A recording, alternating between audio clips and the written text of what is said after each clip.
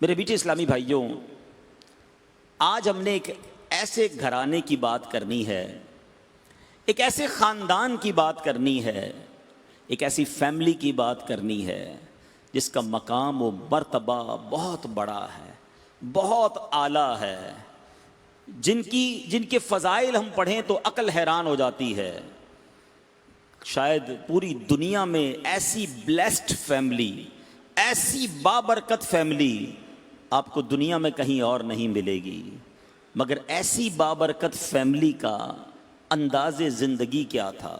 ہم میں سے بھی کچھ لوگ بڑے کبھی مشہور ہو جائیں، مال مل جائے یا بڑے خاندان سے تعلق رکھتے ہوں تو گھر والوں کا اور فیملی کا اسٹائل ہی بدل جاتا ہے، مگر اتنا بڑا مقام، اسٹائل کیا تھا، زندگی گزارنے کا طریقہ کیا تھا؟ آئیے میں آپ کو ایک واقعہ سناتا ہوں۔ ایک مرتبہ مولا علی شیر خدا کرم اللہ تعالی وجہ الکریم کے گھر میں 5 افراد تھے۔ خود مولا علی تھے، خاتون جنت شہزادی کونین بی بی فاطمہ الزہرا رضی اللہ تعالی عنہا، امام حسن، امام حسین، یہ 4 ہو گئے، اور آپ کا ایک غلام حارث تھا۔ صبر و رضا کے پیکر تھے۔ ان نفوس قدسیہ کی فقر و فاقہ والی زندگی کا عالم یہ تھا کہ 3 دن ہو گئے تھے ان 5 افراد میں سے کسی نے کچھ نہیں کھایا تھا۔ اب خاتون جنت بی بی فاطمہ الزہرا رضی اللہ تعالی عنہا نے اپنا لباس مولا علی کو دیا کہ اے میرے سرتاج، بازار میں جائیے، یہ لباس کو بیچ دیجئے، گھر میں کھانے کو کچھ نہیں ہے، بچوں کو بھی کھانا کھلانا ہے۔ یاد رکھیے بیٹھے اسلامی بھائیوں، لباس کس کا ہے؟ میرے آقا کی لاڈلی شہزادی کا، کونین کے والی کی جگر کے ٹکڑے کا لباس ہے۔ گھر میں 3 دن سے کھانا نہیں پکا ہے۔ مولا علی وہ لباس لے کے بازار میں جاتے ہیں اور وہ بازار میں 6 درہم کا وہ لباس بک جاتا۔ اب ذرا سینیریو سمجھیے گا، گھر میں سب بھوکے ہیں، ایسی نوبت آ گئی ہے کہ لباس بیچنا ہے، اور لباس بیچ دیا گیا۔ 6 درہم ملے۔ ابھی 6 درہم لے کر مولا علی آگے چلے تو اللہ کے نام پر کسی بھکاری نے مدد کا سوال کر لیا۔ اے علی، اللہ کے نام پہ کچھ دے دو۔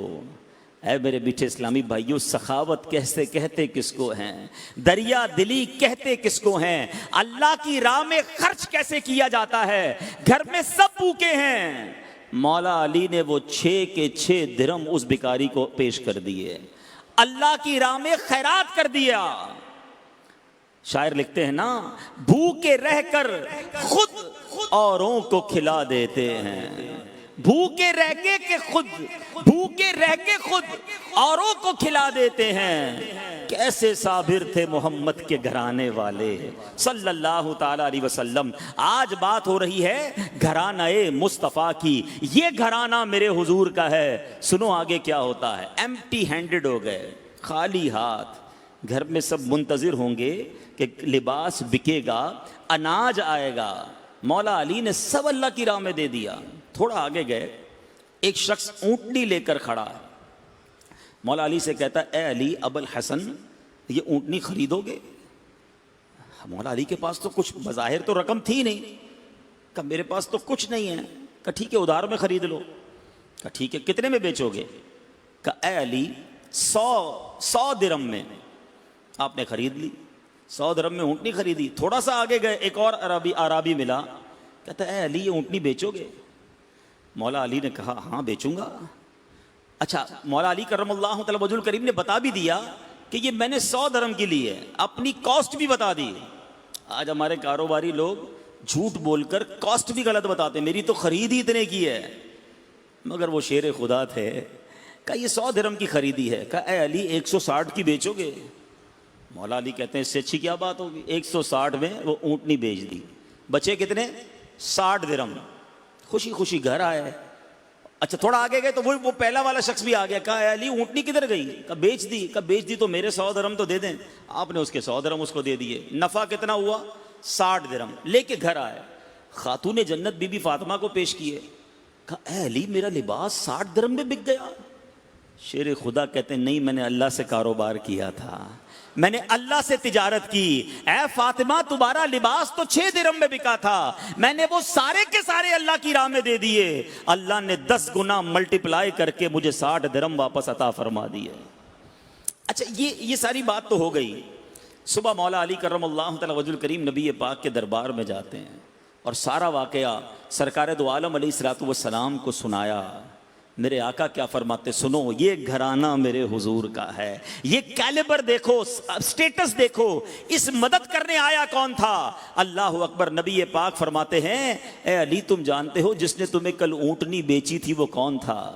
اے علی جس نے اونٹنی بیچی وہ میکائیل علیہ السلام تھے. اے علی جانتے ہو اونٹنی خریدنے والا کون تھا؟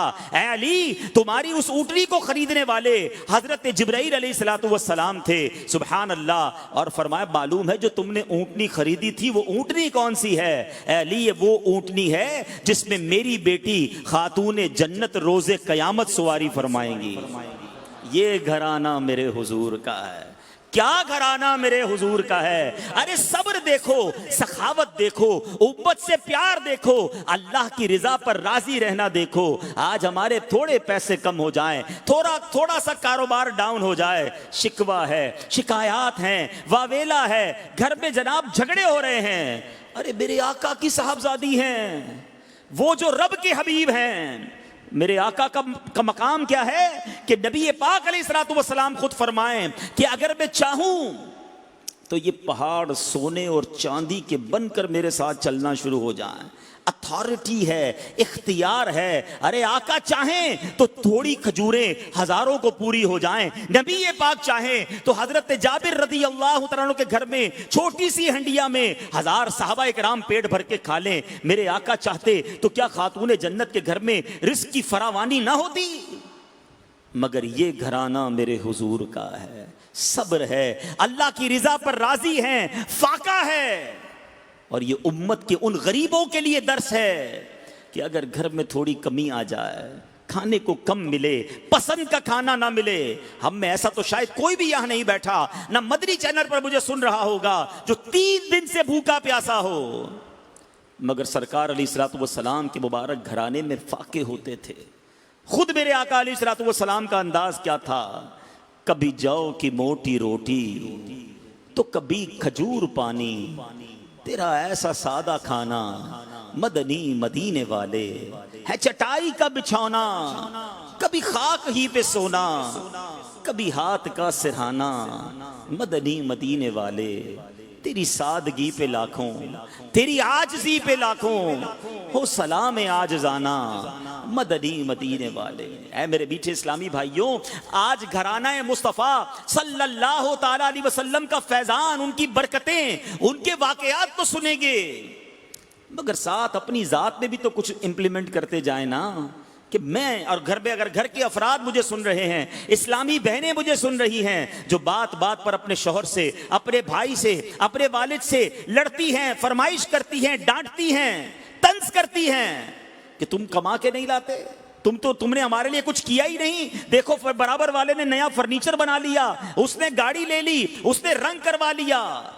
اور کئی لوگ ایسے ہوتے ہیں جو گھر والوں کی طرف سے دیے گئے ٹینشن کی وجہ سے حرام روزی کی طرف جاتے ہیں, چوری کی طرف جاتے ہیں, ڈکیتی کی طرف جاتے ہیں, پھر ایسا کام کرتے ہیں کہ کسی طرح گھر والوں کی فرمائشیں پوری ہوں, اور پھر آخرکار جیل میں پہنچ جاتے ہیں, برباد ہو جاتے ہیں. نہ کیا کریں میری بہنیں ایسا. سیکھو نبی پاک کی شہزادی کا انداز زندگی کیا تھا. کبھی مولا علی شیر خدا کرم اللہ تعالی وجہ الکریم سے اس بات پر خاتون جنت نے معاذ اللہ کوئی چپکلش یا ناراضگی نہ کی. چلے بات چلی ہے مولا علی شیر خدا کی, ان کو کون نہیں جانتا, مگر ان کے القابات اور ان کا تعارف بھی سنتے جائیے. امیر المومنین حضرت سیدنا مولا علی مشکل کشا شیر خدا کرم اللہ تعالی وجہ الکریم مکہ مکرمہ میں پیدا ہوئے. آپ کی والدہ ماجدہ کا نام حضرت سیدہ فاطمہ بنت اسد رضی اللہ تعالی عنہا, اور ان کی والدہ نے آپ کا نام آپ کے والد کے نام پر حیدر رکھا، والد نے آپ کا نام علی رکھا، اور حضور پرنور علیہ الصلوۃ والسلام نے آپ کو اسد اللہ یعنی اللہ کے شیر کے لقب سے نوازا، اور اس کے علاوہ مرتضی یعنی چنا ہوا، کرار یعنی پلٹ پلٹ کر وار کرنے والا، شیر خدا اور مشکل کشا آپ کے مشہور القابات ہیں۔ سبحان اللہ۔ میرے میٹھے اور پیارے اسلامی بھائیوں، مولا علی کی فضیلت کیسی، اے ہائے کیا مقام ہے شیر خدا کا، سبحان اللہ۔ امیر المومنین حضرت سیدنا فاروق اعظم رضی اللہ تعالیٰ عنہ کہا کرتے، اب یہاں صحابہ اور اہل بیت کا پیار بھی دیکھیے گا، صحابہ اور اہل بیت کی محبت بھی دیکھیے گا۔ یہ اقوال کس کے ہیں کہ حضرت عمر فاروق فرماتے کہ جو جیسی 3 فضیلتیں مولا علی کو حاصل ہیں، اگر ان میں سے ایک بھی مجھے نصیب ہو جاتی تو وہ میرے نزدیک سرخ اونٹوں سے زیادہ بہتر ہوتی۔ صحابہ اکرام نے پوچھا حضور وہ 3 فضیلتیں کون سی ہیں؟ فرمایا نمبر 1، اللہ کے پیارے حبیب علیہ الصلوۃ والسلام نے اپنی پیاری شہزادی خاتون جنت بی بی فاطمہ رضی اللہ تعالی عنہا مولا علی کے نکاح میں دی۔ نمبر 2، ان کی رہائش نبی پاک علیہ الصلوۃ والسلام کے ساتھ مسجد نبوی شریف میں تھی، اور ان کے لیے مسجد میں وہ کچھ حلال تھا جو انہی کا حصہ ہے۔ اور نمبر 3، غزوہ خیبر میں ان کو پرچم اسلام عطا کیا۔ یہ 3 فضیلتیں جو ہیں حضرت عمر کہا کرتے تھے کہ یہ سبحان اللہ کتنا بڑا مقام مولا علی کو عطا کیا گیا، سبحان اللہ۔ میرے بیچ اسلامی بھائیوں، ایک خوبصورت حدیث، سبحان اللہ، میرے آقا کے 4 یار، نبی پاک کے 4 عظیم صحابہ، خلفائے راشدین کے فضائل، ایک ہی حدیث میں نبی پاک نے کیا خوبصورت انداز میں فرمایا۔ سرور کائنات فرماتے ہیں انا مدینۃ العلم، میں علم کا شہر ہوں، وابو بکر اساسها، اور ابو بکر اس کی بنیاد ہیں، وعمر حیطانها، اور عمر اس کی دیوار، وعثمان سقفها، عثمان اس کی چھت، وعلی بابها، اور علی اس کا دروازہ ہے۔ یہ ہیں میرے آقا کے 4 یار، یہ ہیں خلفائے راشدین، یہ سب ہماری آنکھوں کے تارے ہیں، سبحان اللہ۔ اے عاشقان رسول، اہل سنت والو، تمہارا بیڑا پار ہے، کیونکہ تمہیں صحابہ سے بھی پیار ہے، تمہیں اہل بیت سے بھی پیار ہے۔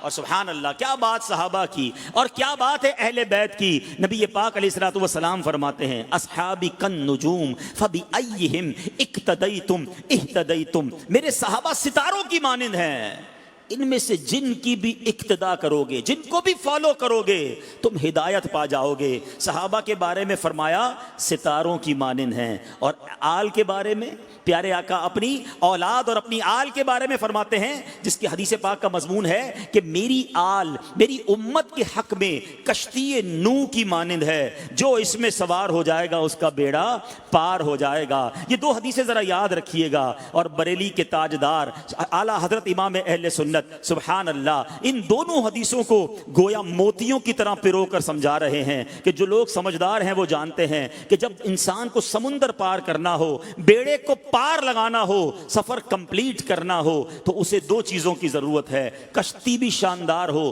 ٹوٹی پھوٹی نہ ہو، سوراخ والی نہ ہو، اور کشتی میں بیٹھ جائے تو ستارے ضروری ہیں، کیونکہ اب بھی کشتی دان جو ہیں وہ ستاروں کے ذریعے راستہ ڈھونڈتے ہیں۔ اعلیٰ حضرت کہتے ہیں تمہارا تو ویسے ہی بیڑا پار ہے، کشتی آل رسول ہے، ستارے صحابہ ہیں، پھر بیڑے کو کیا ہونا ہے۔ میرے رضا کیا کہتے ہیں، اہل سنت کا ہے بیڑا پار، اصحاب حضور نجم ہیں، اور ناؤ ہے عطرت رسول اللہ کی نجم ہیں، اور ناؤ ہے عطرت رسول اللہ کی۔ مولا علی کرم اللہ تعالی وجہ الکریم کے ہی فضائل بیان کرتا رہوں تو یہ ساری رات گزر جائے گی، فضائل شیر خدا ختم نہیں ہوں گے، مگر